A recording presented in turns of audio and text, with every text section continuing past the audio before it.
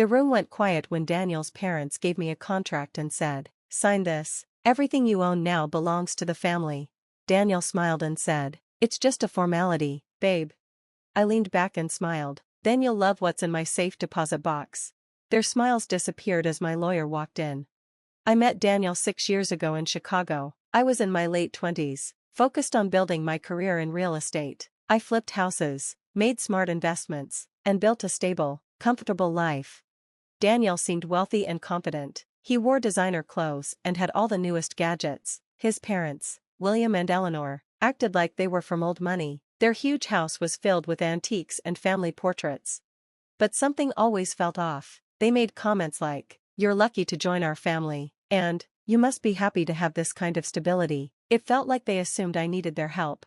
Daniel had red flags too. He borrowed money and didn't pay it back. He once asked me to put my name on a house for tax reasons. I said no, but I let a lot of things slide. Then came the dinner at his parents' house. We'd been married for 2 years. Family dinners weren't unusual, but that night felt strange. His parents looked smug, and Daniel seemed excited. Halfway through the meal, William handed me a thick contract. "We're thinking about the future," Eleanor said. "This will help keep the family strong." I looked at the contract. They wanted me to sign over everything, my savings, investments, properties, into a family trust that they controlled. My stomach dropped. "It's just a formality, babe," Daniel repeated. I looked at him. He expected me to just agree. Instead, I smiled. "Then you'll love what's in my safe deposit box." Everyone froze. Daniel's smile faded. Eleanor looked nervous. William clenched his jaw. Then my lawyer walked in. Eleanor tried to dismiss her, but my lawyer ignored her, read the contract, and laughed. "This is clear financial manipulation." She explained that if I signed, they could take all my money and sell my properties, and I wouldn't be able to stop them. Eleanor tried to defend it, calling it a matter of trust, but my lawyer pointed out the fine print. They'd have full control, and I'd have none. Daniel stood up angrily. "Why are you doing this?" "You just tried to steal everything from me," I said calmly. Eleanor acted sweet and innocent, saying they were just trying to protect me. I didn't respond.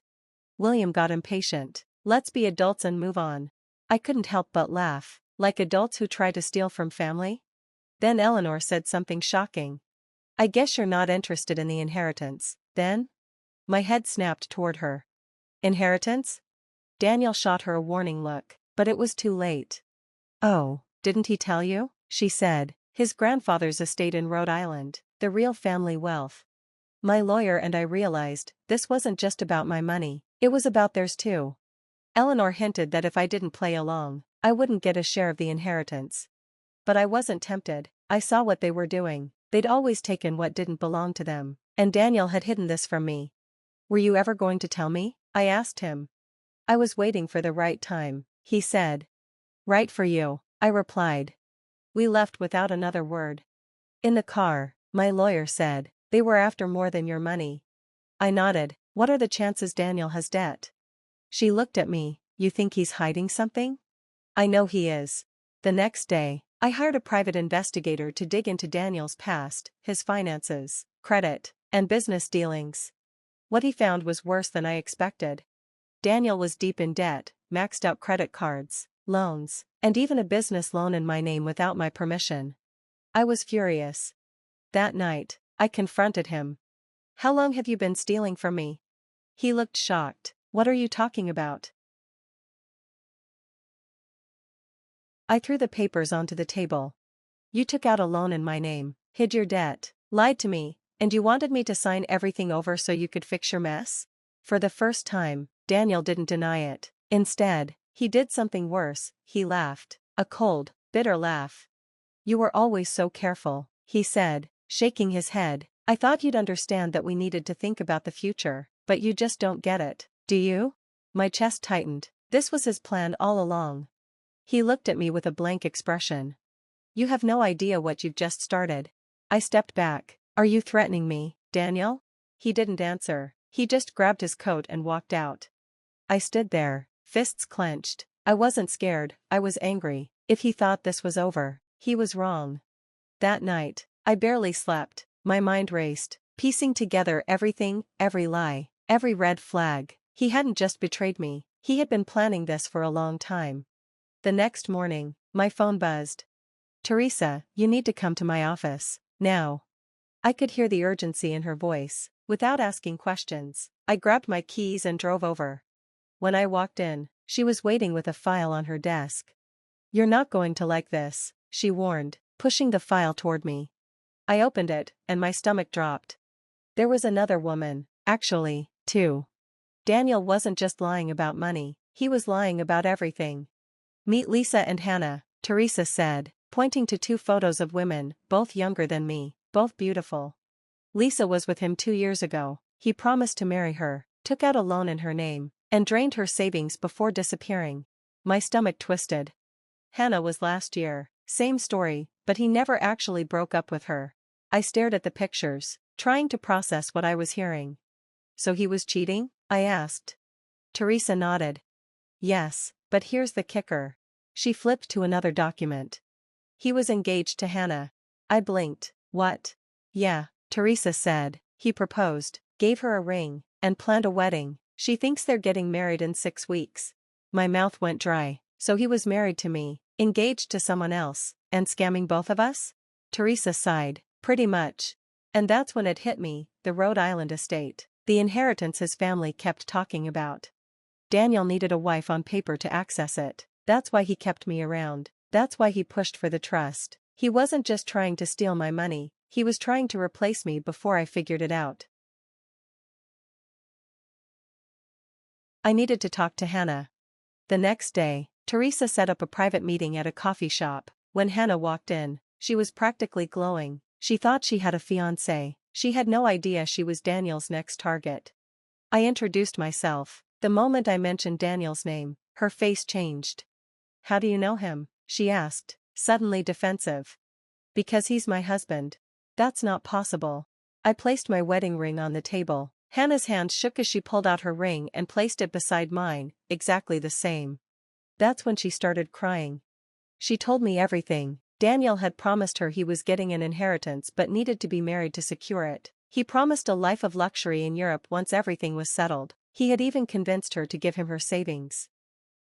I clenched my fists. "Do you still have contact with him?" She nodded, wiping her tears. "He's supposed to take me to meet his family this weekend." I took a deep breath. "We're going to crash that little reunion." Hannah agreed to go along with the plan. We didn't tell Daniel we knew. Instead, she kept playing the part of the excited fiancé, texting him and keeping the engagement moving forward. Meanwhile, I worked behind the scenes. I hired a forensic accountant to dig into Daniel's finances. It turned out he had a hidden offshore account where he'd been moving money. The debts I found earlier were just the start. Then, I looked into his parents. The Rhode Island estate wasn't legally theirs yet. The probate process was messy, and they needed a stable heir to gain control. A stable, married heir. Daniel was supposed to be that person, but now, I had everything I needed to destroy his plan. The night of the family dinner came quickly. Daniel thought he was bringing his naive fiancée to meet his loving parents. Instead, he was about to get the shock of his life. Hannah and I arrived together. I walked in first. Daniel's parents were already seated at the grand dining table, sipping wine like royalty. Eleanor's face twisted in confusion when she saw me. "What are you doing here?" she snapped. I smiled. I wouldn't miss family night for anything. Daniel walked in behind me, arm in arm with Hannah. He froze, his face drained of color, panic settling in as he searched for a way out. "Babe," he said, forcing a smile at Hannah, "why is she here?" Hannah crossed her arms. "You tell me." Silence. His mother stood abruptly. "This is ridiculous. I won't have this drama at my table." I laughed. "Oh, trust me, you'll want to hear this." I turned to Teresa, who was standing quietly by the doorway. "Would you like to begin?" She stepped forward and pulled out her files. "Let's start with fraud," she said, flipping to the first page, "and then we'll get to bigamy." The room erupted. Eleanor gasped. William slammed his glass down. Hannah threw her engagement ring at Daniel. Daniel just sat there, staring at me with pure, unfiltered hatred. He knew I had destroyed him. And the best part? I wasn't finished yet. Silence filled the room, not the kind of silence where people are thinking, but the kind before a bomb goes off. Daniel gripped the table so hard his knuckles turned white. His mother's face twisted in horror and fury. her mouth opening and closing like she wanted to scream but couldn't find the words. His father just stared ahead, the weight of everything sinking in. Fraud? Eleanor spat, regaining her voice. This is absurd. Where did you even get these ridiculous claims? Teresa, calm as ever, placed a thick folder on the table and slid it toward them. It's all in there, she said simply. Bank records, loan documents, forged signatures, and she reached for another paper. Proof that Daniel took out a business loan under his wife's name without her knowledge. That alone is a felony. Daniel flinched. Eleanor slammed her hand on the table. This is a family matter, she snapped. No, I said, my voice steady. This stopped being a family matter the moment you tried to steal from me. This is a legal matter now. Hannah spoke up. And what about the bigamy? She demanded, because last time I checked, I was engaged to a single man, not some lying, married scam artist. Daniel stood up. Hannah, he said, trying to stay calm, I can explain. She laughed bitterly. Oh, I'd love to hear this. He exhaled, running his hand through his hair. Okay, fine, he muttered. Yes, I was seeing you while still married, but it wasn't what you think. He gestured at me without looking. My marriage to her was over long ago. We were just dragging things out. I scoffed. Dragging things out? You tried to trick me into signing over my entire net worth. Sounds pretty active to me.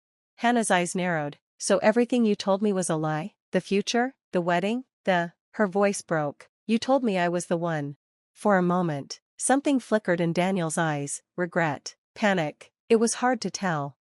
I meant it, he said. I wanted us to have a future. Hannah. While you were still married? She snapped. No answer. Eleanor, still fuming, turned to me. You set this up, she accused. You're trying to ruin us. I laughed. Ruin you? You did that yourselves. I just put the truth on display. Daniel, quiet for too long, finally spoke. You think you've won, he said, his voice low. Everyone turned to look at him. He wasn't panicked anymore, he was angry. You act like you're the victim here, he growled, eyes locked on me. But let's be honest, this was always about power for you. You liked feeling superior. You liked keeping everything locked away. So I had to come to you for money. I raised an eyebrow. That's an interesting way to describe me protecting my finances from a compulsive liar. His nostrils flared. You never trusted me. You never gave me a reason to. I was your husband, he exploded, slamming his fist onto the table so hard the glasses rattled. You were supposed to stand by me, not turn on me like this. Hannah took a step back. Eleanor looked shaken. William, for the first time that night, spoke. Sit down, he ordered. His voice was quiet, but the authority in it was unmistakable. Daniel hesitated, his chest rising and falling rapidly. Then slowly, he sank back into his chair. Teresa cleared her throat. Since emotions are high, let's cut to the chase, she said, flipping through her notes. She held up a document. Hannah has already reported the fraud regarding the money taken from her. That's one charge against you, Daniel. His jaw clenched. Second, Teresa continued, we've already spoken to law enforcement about the fraudulent business loan, and considering the forged signature, that's another charge. Eleanor gasped. You went to the police? Of course, I said, staring directly at Daniel. Did you really think I was just going to let you walk away? His hands curled into fists. Third, Teresa went on, completely unfazed. The Rhode Island estate, that inheritance you were banking on, it seems probate. Court has some interesting information about how deep in debt this family really is. William's head snapped up. What are you talking about? Teresa smiled.